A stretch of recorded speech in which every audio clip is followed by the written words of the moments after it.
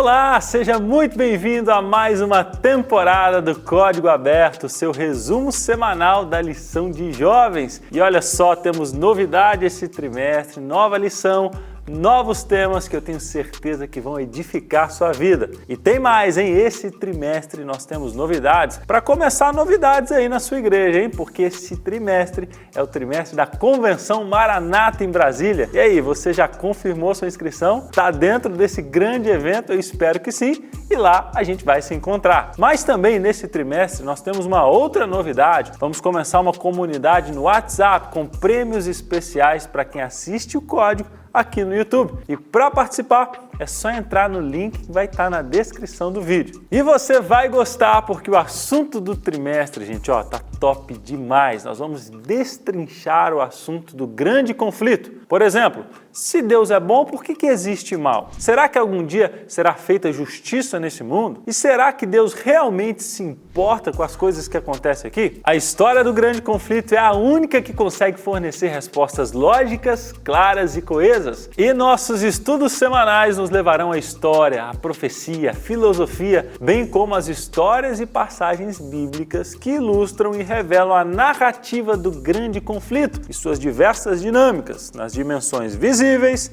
e invisíveis da realidade. E aí, você está preparado? Então, vem comigo!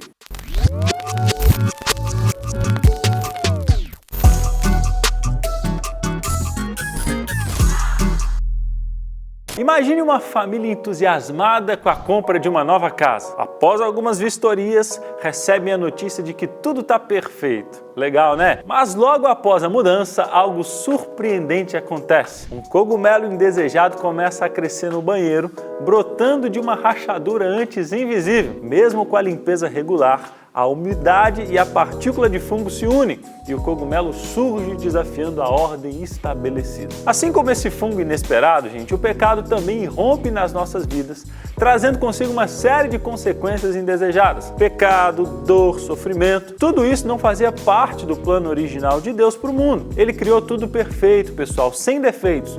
No entanto, estamos diariamente confrontados com a consequência do pecado, sempre buscando respostas para o porquê e procurando alguém para culpar. Mas há esperança, viu, gente? Porque Deus escolheu lidar com o pecado e está em processo de restaurar toda a criação à sua pureza original. Esse processo delicado e profundo envolve cada um de nós e todo o universo. Embora possa parecer demorado e frustrante, há uma razão para essa espera, como vamos descobrir juntos no estudo dessa semana. Veja, por exemplo, a parábola do joio e do trigo. Não é apenas uma narrativa, mas uma janela para questões essenciais sobre o pecado e sua origem. No início de tudo, quando o tempo ainda não tinha começado, Deus existia na Trindade, uma união de amor perfeito e eterno. Movido por esse amor, ele decidiu compartilhar sua vida, criando seres santos e sem pecados, capazes de escolher livremente amá-lo em retorno. Além dos seres humanos e dos animais terrestres,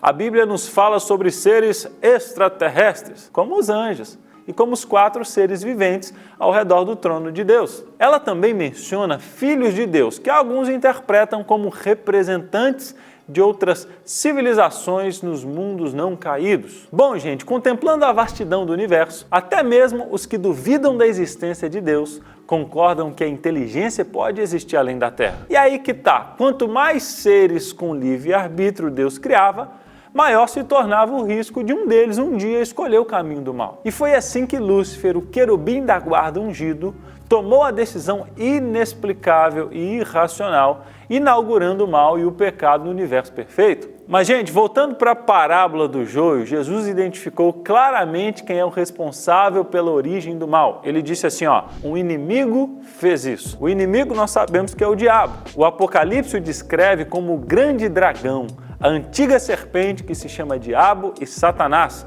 o sedutor de todo mundo. Então, podemos dizer que Deus sim é responsável pela criação de Lúcifer, mas não por suas ações. Assim como não podemos responsabilizar os pais pelos crimes cometidos por seus filhos, não podemos culpar a Deus pela existência do mal. Satanás é o verdadeiro inimigo de Deus e o originador do pecado. Mas aí surge uma pergunta, né? Por que Deus não eliminou Satanás antes que causasse mais danos? O que ele está esperando, hein, gente? Bom, quando Deus se deparou com a rebelião de Satanás, ele não estava cercado de incertezas como nós. Em sua onisciência, ele conhecia o futuro. Ele não precisava dizer, vamos ver no que vai dar. Então, por que não destruir Satanás imediatamente? Por que permitir milhares de anos de dor e sofrimento antes de lançá-lo na fornalha acesa junto com todos os que se rebelaram? Por que não eliminar o pecado desde o seu surgimento? A resposta surpreendente vem da parábola do joio e do trigo. Jesus disse assim, deixem que cresçam junto até a colheita.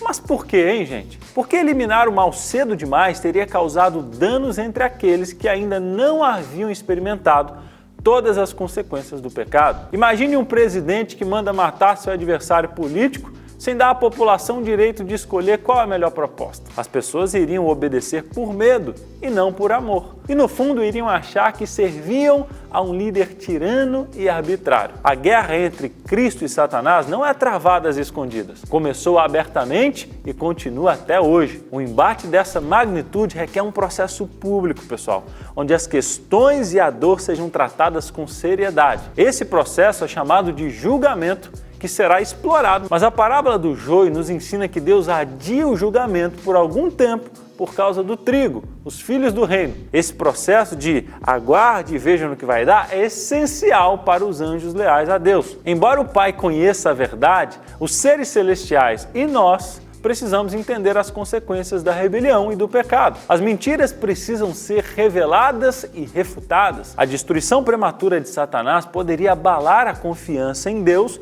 e levar mais criaturas à rebelião. Deus confronta essa rebelião de maneira demorada para oferecer o máximo potencial de redenção, preservando o livre-arbítrio de suas criaturas. Todos precisam entender o porquê o pecado é mal e por que servir a Deus é muito bom. Todos devem ver o amadurecimento dos lados para não haver dúvidas sobre a bondade de Deus. A paciência de Deus diante das acusações de Satanás conquista o amor e a confiança de todos os seres vivos. Assim, quando Deus finalmente eliminar o mal, todos, até os que vão se perder, reconhecerão que Deus é amor, mas também é justiça. Ainda sobre a parábola, gente, as boas sementes são os filhos do reino, aqueles que escolhem fazer de Deus a fonte de suas vidas e salvação. Jesus garante a pureza dessas sementes através de sua justiça e lhes proporciona vigor espiritual por meio de sua palavra e seu espírito. Assim, suas vidas são marcadas pela produção constante de bons frutos. Por outro lado, o joio representa os filhos do maligno, aqueles que vivem uma vida de contínua rebelião contra o amor e contra a verdade. Sua escolha de praticar o mal e ser pedra de tropeço para os outros os levará à destruição final. Cristo, o nosso Senhor do Universo, oferece abundante misericórdia e graça para todos, esperando que respondam ao seu convite para a salvação. Ele não fará a colheita final até que todos tenham tido a chance de decidir. Que nós possamos permitir que a obra de Cristo em nossos corações nos transforme em boas sementes, confiando, amando e nos entregando alegremente a Ele a cada dia. E aí, já viu que esse trimestre o assunto está pesado, mas eu vou te esperar semana que vem para que de maneira leve possamos aprender mais sobre a palavra. E aí, qual foi para você o ponto alto da lição? Coloca aqui nos comentários, porque isso pode ajudar a galera que vai passar a lição no sábado, hein? Deus te abençoe e até semana que vem.